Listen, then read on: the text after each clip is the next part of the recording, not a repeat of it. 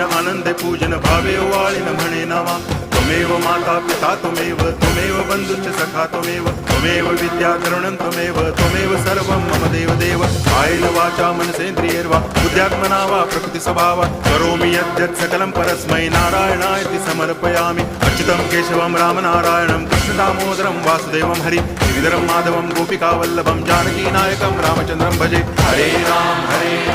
Ram Ram